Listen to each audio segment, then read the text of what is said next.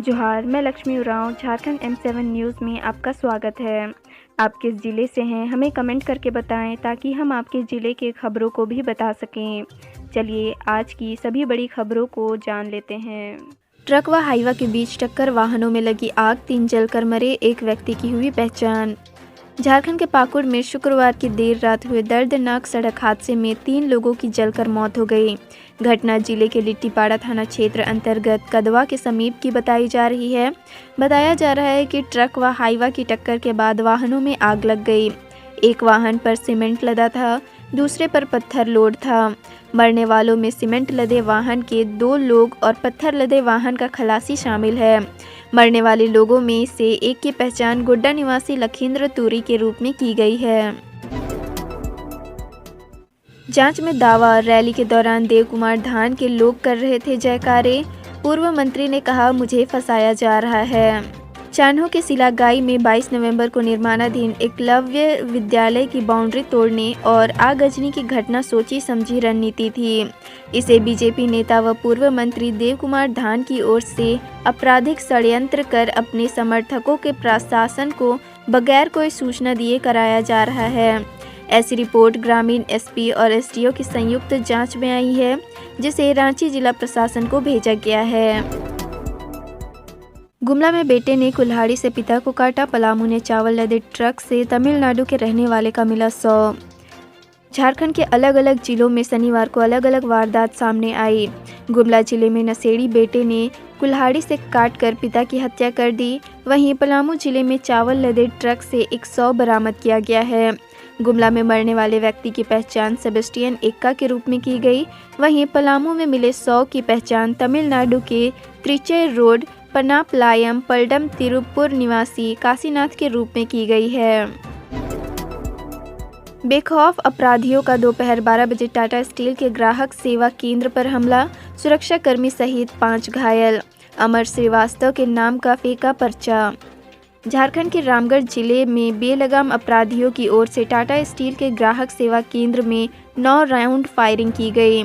इसमें सुरक्षाकर्मी समेत कुल 5 लोग घायल हुए हैं। दावा किया जा रहा है कि रंगदारी के लिए इस वारदात को अंजाम दिया गया है। मौके पर अपराधियों की ओर से अमन श्रीवास्तव के नाम का पर्चा फेंका गया है। इसमें लिखा गया है कि रामगढ़ जिले में अमन श्रीवास्तव के बिना मैनेज किए कोई काम नहीं कर सकता। पर्चा फेंकने वाले ने इस पर अपनी पहचान राजू शर्मा बताई है। घटना के बारे में रामगढ़ के पुलिस अधीक्षक प्रभात कुमार ने कहा कि व्यस्तता के कारण अब तक उन्होंने घटना की जानकारी नहीं ली है। रायपुर के नौकार ज्वेलर्स से 1800 ग्राम सोना, 56 किलो चांदी सहित पुराने जेवर की चोरी की बरामदगी से जुड़ा एक ऑडियो सामने आया। पड़ोसी राज्य छत्तीसगढ़ के रायपुर में 2 अक्टूबर 2021 को नौकार ज्वेलर्स की दुकान में चोरी के मामले में झारखंड के सिमडेगा जिले के पुलिस अधीक्षक शम्स तबरेज की मुश्किलें बढ़ गई हैं। मामले की जांच कर रही झारखंड सीआईडी के हाथ नए सबूत लगे हैं। एडीजे सीआईडी प्रशांत सिंह ने शनिवार को इस बात की पुष्टि की है कि इस मामले में गिरफ्तार बांसजोर के थानेदार आशीष कुमार के परिजनों ने जाँच टीम को एक मोबाइल व ऑडियो क्लिप की पेन ड्राइव सौंपी है। यहाँ खुलने वाली 3 ट्रेनों के समय में बदलाव। रांची सासाराम ट्रेन अब रविवार को नहीं चलेगी। रांची से खुलने वाली 3 ट्रेनों के समय में बदलाव किया गया है। यह बदलाव मध्य पूर्व रेलवे की तरफ से हुआ है। इसके साथ ही रेलवे बोर्ड की ओर से स्टेशनों और ठहराव में भी बदलाव निर्णय लिया गया है।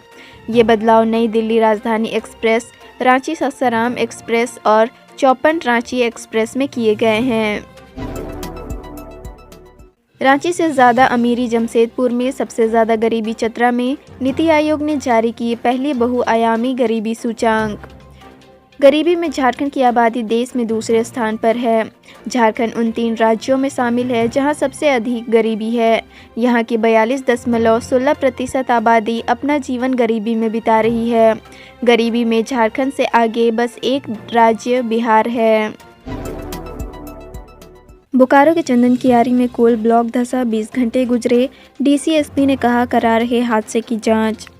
धनबाद और बोकारो की सीमा पर स्थित वर्षों से बंद पड़े पर्वतपुर कोल ब्लॉक में अवैध खनन के कारण हादसा हुआ है। घटना के करीब 20 घंटे गुजर गए हैं। खदान धंसने के कारण खनन कार्य में लगे कुछ स्थानीय लोगों के फंसे होने की आशंका जताई जा रही है। बोकारो के डीसी कुलदीप चौधरी व एसपी चंदन झा ने कहा कि खदान धंसने की सूचना प्राप्त हुई है। घटना का सत्यापन कराया जा रहा है। अब तक किसी के मरने की पुष्टि नहीं की गई है। बोकारो जिले के अमलाबाद ओपी की पुलिस किसी के मरने की पुष्टि नहीं कर रही है, सिर्फ हादसे की बात स्वीकार रही है। हादसे के बाद इलाके में काफ़ी दहशत है। डर के मारे कोई इस मामले में कुछ कहने के लिए सामने नहीं आ रहा है। पश्चिमी सिंहभूम में पीएलएफआई सुप्रीमो दिनेश गोप के दस्ते के साथ सुरक्षा बलों की मुठभेड़, एसपी का दावा, घेराबंदी में फंसा है सरगना।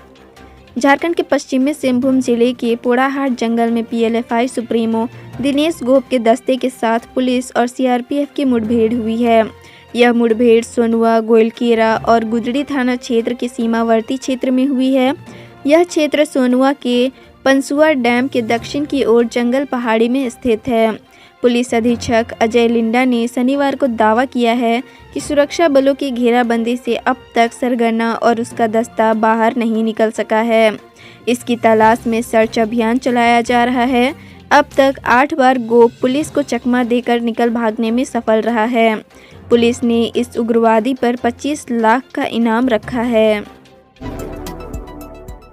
हेमंत सोरेन सरकार पर बीजेपी ने साधा निशाना, क्या बोले बीजेपी प्रदेश अध्यक्ष दीपक प्रकाश।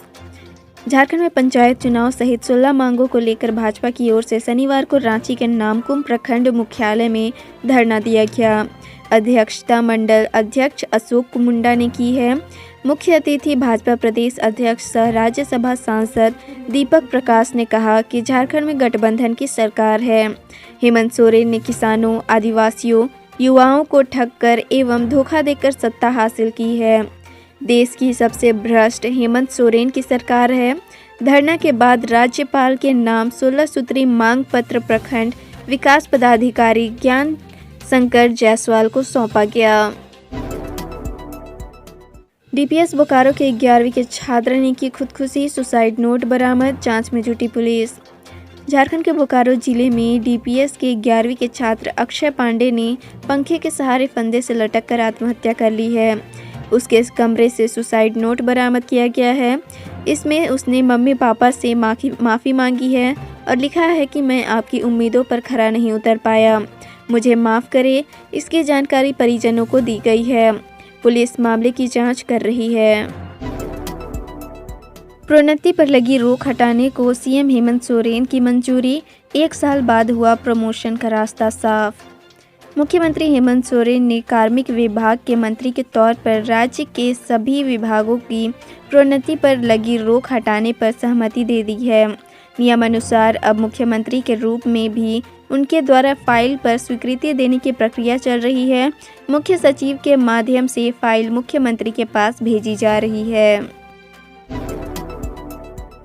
झारखंड में ऑल इज वेल, जानिए क्या कहता है स्वास्थ्य मंत्रालय का नेशनल फैमिली हेल्थ सर्वे। स्वास्थ्य मंत्रालय के वर्ष 2020-21 नेशनल फैमिली हेल्थ सर्वे 5 की रिपोर्ट जारी कर दी गई है।